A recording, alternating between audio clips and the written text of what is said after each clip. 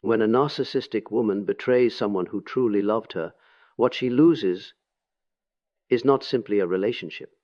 She loses something far more rare and destabilizing to her inner world, a source of emotional connection that did not require performance, manipulation, or constant control. Genuine love is dangerous to the narcissistic psyche because it offers acceptance without conditions. And paradoxically, that is exactly what she cannot afford to lose. From a psychological standpoint, the narcissistic personality is structured around external regulation. Her sense of worth depends on attention, admiration, and emotional reactions from others. Most people in her life are interchangeable because they serve a function. They provide validation, desire, or status. But the person who truly loved her did something different. They stayed when there was no benefit. They offered loyalty without being forced, patience without fear, and care without calculation. That kind of presence becomes a stabilizing mirror, quietly holding together a fragile inner identity. When betrayal occurs, it is not just an act of harm toward the other person. It is an unconscious act of self-destruction. By discarding the one who loved her genuinely, she removes the only relational bond that did not demand constant deception. What remains afterward are connections that are transactional, shallow, or conditional.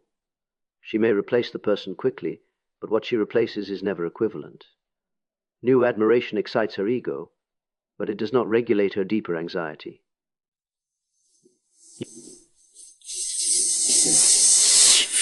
Her image, but it does not quiet her inner emptiness. Over time, this loss becomes inescapable. The nervous system remembers safety even when the conscious mind denies it.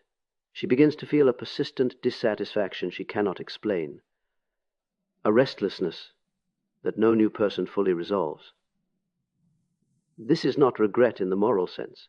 It is recognition at the psychological level that something essential is gone. And here lies the truth that lingers beneath everything else. When someone truly loves you, they offer you a home within the psyche. Betraying that home leaves you permanently searching for a place you already destroyed.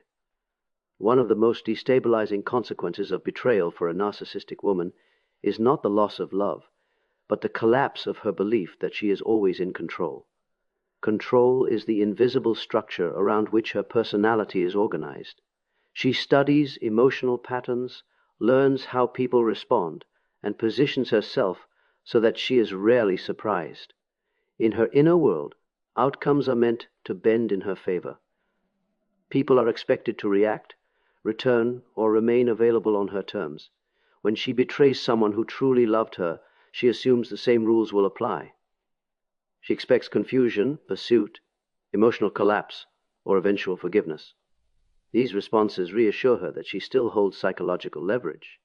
But when the opposite happens, when the betrayed person withdraws, regains composure, and stops engaging, something profound occurs.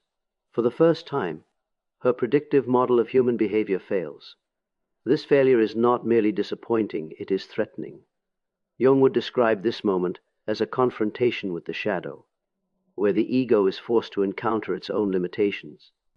The narcissistic structure depends on the illusion of omnipotence. Betrayal followed by emotional independence exposes a truth she cannot easily defend against. She misjudged someone who was not playing the same game. Internally, this creates a quiet but persistent panic. If she could not control this outcome, what else might she be wrong about? The mind responds by doubling down on defenses, rationalization, blame shifting, or dismissal. She tells herself the person was weak, boring, or irrelevant. Yet beneath these narratives is an unshakable awareness that something escaped her influence. This loss of control lingers far longer than the relationship itself. Even in future connections, there is a subtle tension. She watches more closely, tests more aggressively, and trusts less instinctively. The betrayal did not confirm her power, it revealed its limits. And this is the paradox worth reflecting on. Real strength is not proven by control over others, but by the ability to face the moment when control no longer works. Those who can step away and reclaim their autonomy become the very evidence that no one can be mastered forever, After the illusion of control collapses, another consequence quietly takes root, one that follows her into every future connection. The person she betrayed does not disappear from her inner world. Instead, they become an unspoken reference point, a psychological imprint that reshapes how she experiences everyone who comes after. This is not nostalgia in the romantic sense, nor is it conscious longing. It is comparison, operating beneath awareness. From a Jungian perspective, meaningful relationships leave archetypal impressions. When someone truly loves, without manipulation or demand, they activate an experience of being valued for who one is, not for what one provides. For a narcissistic woman, this is rare. Most relationships orbit around admiration, status, or emotional stimulation. True love, however, penetrates deeper. It touches a part of the psyche that recognizes safety, patience, and consistency. Once that imprint exists, it cannot be erased. In subsequent relationships, she may feel excitement, intensity, or validation, but something is always missing. The new person reacts too much or too little, demands too quickly, withdraws unpredictably, or mirrors her in ways that feel hollow. She may grow bored, irritated, or restless without fully understanding why. What she is sensing is not failure in others, but the absence of a quality she once had and discarded. This comparison becomes especially painful because it is silent. She cannot speak it aloud without confronting her own role in losing it. So instead, she externalizes the discomfort.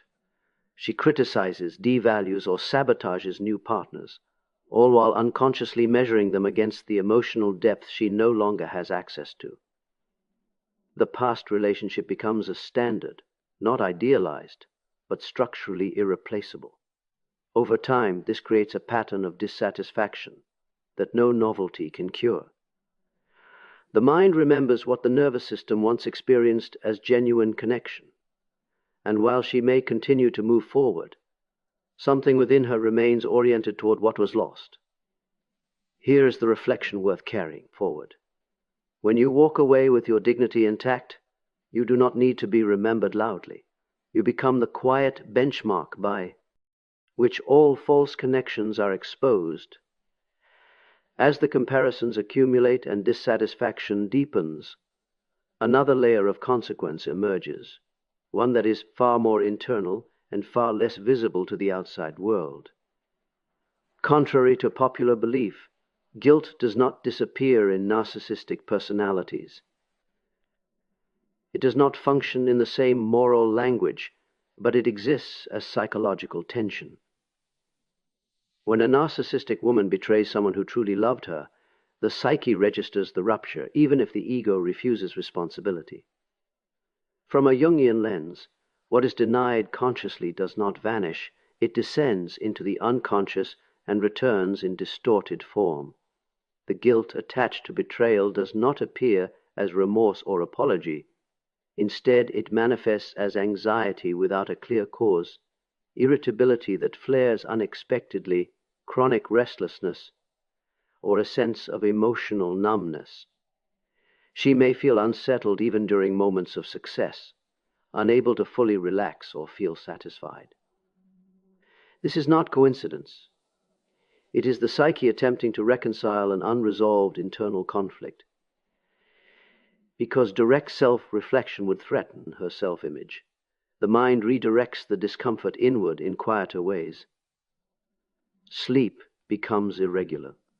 Focus drifts. Emotional reactions become exaggerated or strangely muted. She may seek stimulation, conflict, or constant distraction to outrun the feeling, but relief remains temporary. The nervous system remembers the violation of trust, even when the conscious narrative reframes the story to avoid blame. Over time, this unresolved guilt evolves into self-punishment, not through deliberate suffering, but through patterns that subtly undermine her stability. She may sabotage promises, envy situations, remain drawn to chaotic relationships, or feel compelled to recreate emotional intensity that never quite resolves. These cycles serve an unconscious function. They keep her from confronting the original loss, while ensuring she never fully escapes its consequences. What makes this particularly inescapable is that the person she betrayed is no longer present to absorb or regulate these emotions. The psychological container that once soothed her is gone. She is left alone with the internal aftermath of her actions, managing emotions without the safety net she once relied upon. The deeper lesson here is simple and unsettling. When you betray genuine love, you do not escape the cost. You carry it within you. And the most powerful form of justice is not revenge, but the quiet return of what the psyche can no longer deny. As the internal unrest continues, a deeper realization begins to surface, one that strikes at the very foundation of her emotional world. What she destroyed was not merely love or admiration, but safety. And psychological safety is not something the narcissistic psyche easily replaces. It is the rare condition in which defenses can momentarily relax, where vigilance softens, and where the constant need to manage perception is suspended. The person who truly loved her provided that environment, often without even realizing it. Safety in this sense is not comfort or ease. It is the experience of being held emotionally without threat. With that person, she did not have to perform endlessly, impress relentlessly, or dominate strategically. There was space to exist without calculation. For someone whose inner life is governed by control and fear or exposure, this kind of relational refuge is profoundly regulating. It stabilizes anxiety, tempers impulsivity, and quiets the chronic sense of inner fragmentation. By betraying that bond, she removes the one setting in which her nervous system could settle. What follows is not freedom, but exposure. Without that emotional shelter, she becomes more reactive, more guarded, and more defensive. Even moments of connection feel unsafe because they lack depth. Intimacy becomes threatening rather than soothing. Trust becomes a liability rather than a relief. Jung spoke often of the psyche's need for containment, the idea that the mind requires secure relational structures to integrate its conflicting parts. When that container is broken, the psyche compensates through control, distance, or domination. This is why, after betrayal, she may appear stronger or more independent on the surface while becoming increasingly unstable beneath it. What looks like confidence is often compensation for a lost sense of inner grounding. The tragedy here is subtle. She may never consciously articulate what was lost, yet her behavior reveals it. She struggles to relax into closeness, avoids vulnerability, or unconsciously pushes away those who come too near.